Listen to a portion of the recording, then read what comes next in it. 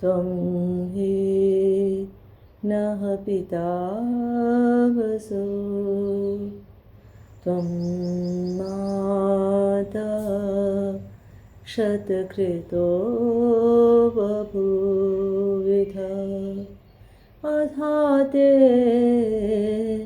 सुम्नमेमहे त्वं हि नः पिता वसो। सभी को सादर नमस्ते। आज हम अस्मिता क्लेश के ऊपर विचार करेंगे।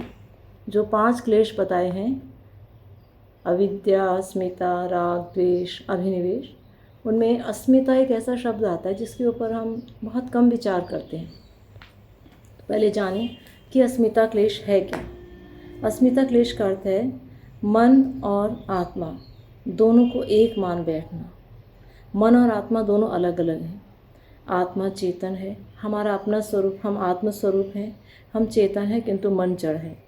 किंतु हम इस जड़ मन को चेतन मान लेते हैं। जो भी कार्य होते हैं उसका दोष मन पर लाद देते हैं। युगों युगों से हम ऐसा ही करते आ रहे हैं, ऐसा ही स्वभाव है। कुछ भी बुरा हो गया तो अपनी गलती किस पर लाद देते हैं? किसी दूसरे पर लाद देते हैं। अधिकतर हम मन पर मर देते हैं। बहुत लोग क्या कहते हैं कि मैं करना तो चाहता था पर मेरा मन नहीं किया। बच्चों से पूछो पढ़ाई चल रही है तो बच्चे कहते हैं पढ़ाई में मन ही नहीं लगता। लेकिन उनसे पूछो कंप्यूटर में तो लगता है, मोबाइल के गेम्स खेलने में तो बहुत लगता है। इसका मतलब क्या हुआ कि जहाँ हमारा पसंद का कार्य है उसमें मन लगता है, और जो कार्य हमें पसंद नहीं उसमें मन नहीं लगता।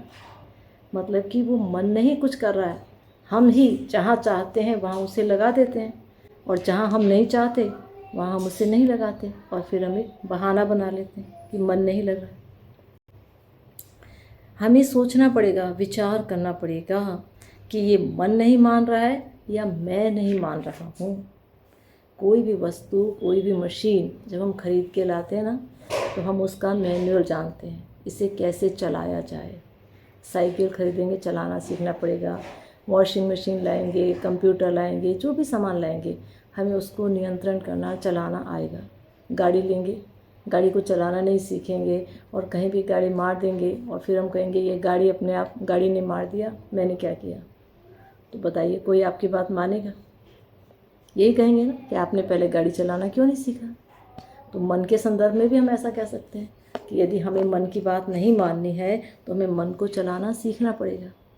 हमारे बड़े बड़े ऋषि हुए हैं, मुनि हुए हैं, उन्होंने इस मन को नियंत्रण में किया और इस मन के सहारे ही ईश्वर दर्शन किया। समाधि लगाई, समाधि में ईश्वर का दर्शन कर लिया। फिर उन्होंने इस मन पर कैसे नियंत्रण कर लिया, और हमारी बात ये क्यों नहीं मानता। वास्तव में मन तो कुछ कर ही नहीं रहा। जैसे एक दर्पण होता है ना, दर्पण के सामने जैसा आएगा दर्पण वैसा ही दिखाएगा।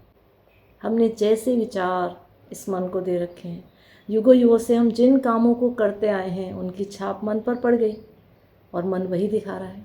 जैसे यूट्यूब में आप देखते हैं ना, एक बार आपने कोई वीडियो देखी, अगली बार आप फ़ोन खोलेंगे ना, उसी तरह की सैकड़ों वीडियो आपके सामने आ जाएंगी। बस मन का भी यही हाल है। हमने जो संस्कार इस पर डाल दिए वही संस्कार बार बार ये मन हमें दिखाता है, और हमें ऐसा लगता है कि ये मन हमें गलत भटका है। पर वास्तव में इन संस्कारों को हमें मिटाना होगा। और प्रश्न किया कि कैसे मिटाएं, तो हमारे ऋषि मुनि हमें क्या बताते हैं कि अभ्यास और वैराग्य से। गीता में भी भगवान कृष्ण ने यही कहा कि अभ्यास और वैराग्य से, और महर्षि पतंजलि भी यही कहते हैं कि अभ्यास और वैराग्य से। बहुत जल्दी नहीं होगा, जैसे पुराने बर्तन सड़ जाते हैं, धीरे धीरे थोड़े थोड़े प्रयास के द्वारा हम वो गंदगी छुड़ाते हैं। ऐसे हमारे मन के ऊपर जो हमने स्वयं गंदगी जमा की है उसे हमने धीरे धीरे प्रयास द्वारा, अभ्यास द्वारा, वैराग्य द्वारा हटाना है।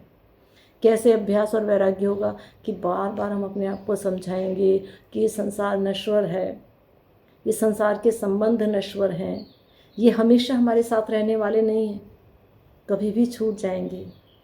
वेद में एक मंत्र आता है जिसमें कहते हैं कि जीवन कैसा एक पथरीली नदी है जो बहता जा रहा है, बहुत तेज़ी से बढ़ता जा रहा है, और हम ध्यान ही नहीं दे रहे हैं।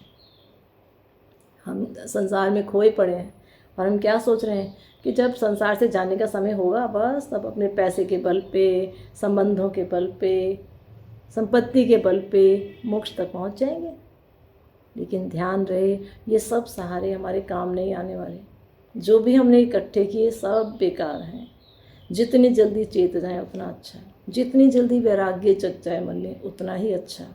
तो अपने मन में वैराग्य का भाव जगाएं।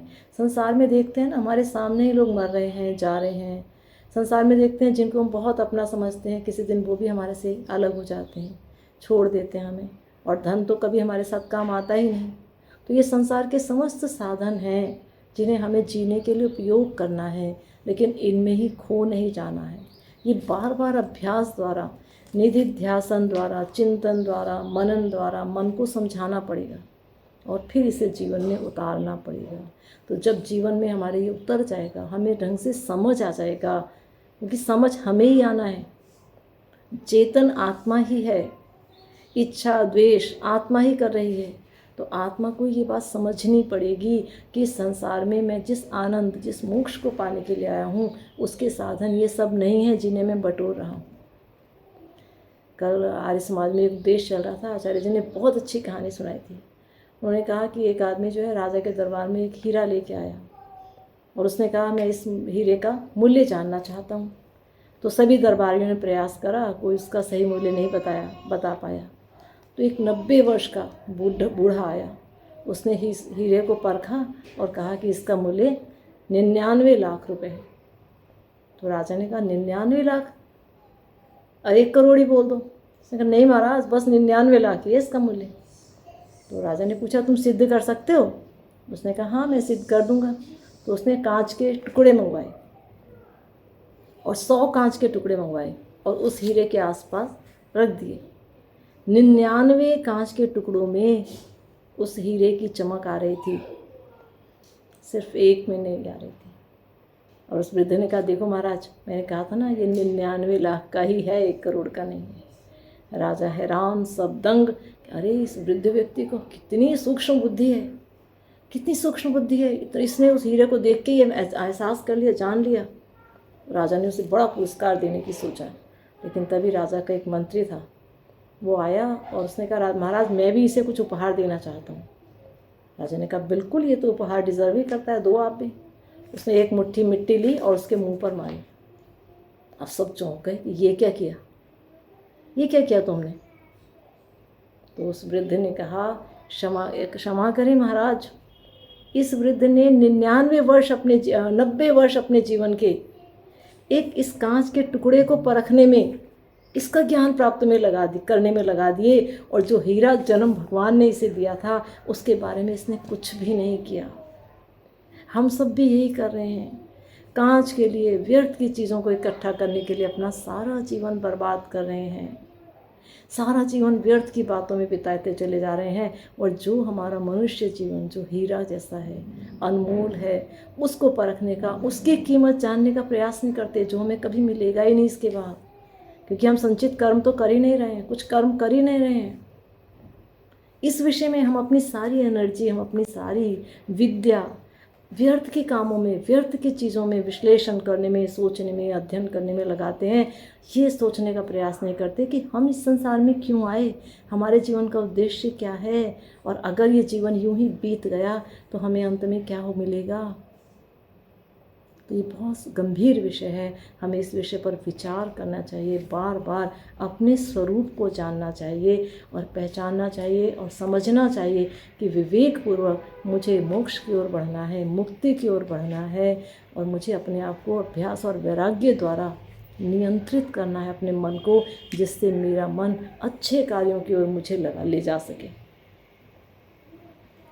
अगर हमारा मन अच्छे कार्य की ओर हमें ले जाएगा तो ये वो मन है, कहते हैं भगवान ने तो हमें ऐसा मन दिया जिसमें 90% 80% सत्व गुण है। हमें उसका उपयोग नहीं करना आ रहा है, हम उसका उपयोग स्वयं ही व्यर्थ के कार्यों में योजित कर करके कर रहे हैं। तो अपने मन को नियंत्रण करना हमें सीखना पड़ेगा, अब आत्मस्वरूप को पहचानना हमें सीखना पड़ेगा, और फिर ये समझना पड़ेगा कि हम अपने जीवन के उद्देश्य को प्राप्त करने के लिए इस मन का कैसे उपयोग करें। जितनी भी इंद्रियां हमें मिली हैं, ये सब किस लिए मिली हैं? भटकने के लिए नहीं मिली हैं।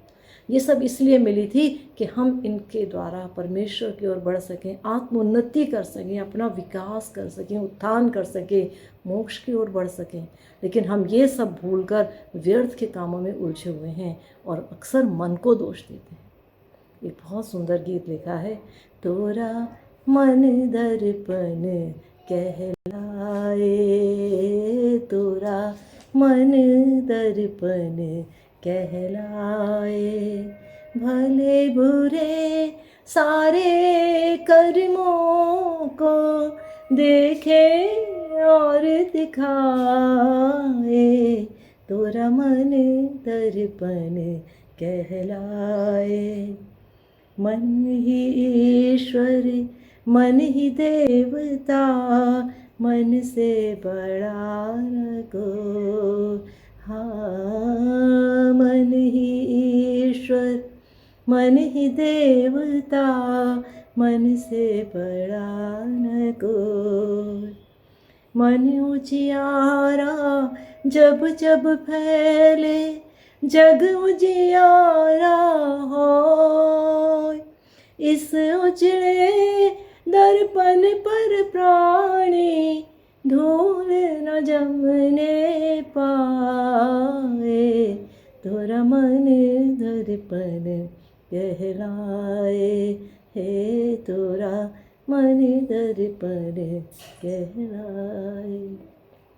तो आइए चिंतन करें, विचार करें, निश्चय करें कि हम इस मन का कैसे उपयोग कर रहे हैं, हम अपनी इंद्रियों को कहाँ भटका रहे हैं, हम परम लक्ष्य की ओर बढ़ रहे हैं या नहीं, या हमारा जीवन यूं ही पल पल बीतता चला जा रहा है, तीव्र गति से बीत रहा है। और अगर अभी भी नहीं चेते तो फिर हमारे पास पछताने के सिवा कोई रास्ता नहीं रह जाएगा। तो जागिए, चेतिए, विचार कीजिए, निश्चय कीजिए और अपने आप को सही दिशा की ओर मोड़िए। ओम शांति।